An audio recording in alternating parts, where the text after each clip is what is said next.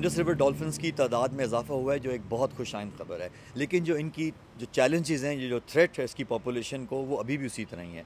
वो कनाल स्टैंडिंग है, वो उसका हैबिटेट का बराजिस के दरमियान में जो फ्रेगमेंटेशन है, वो म्यूनिसिपल सीवेज है, वो इंडस्ट्रियल एफ्लुएंट है, और वो खुदा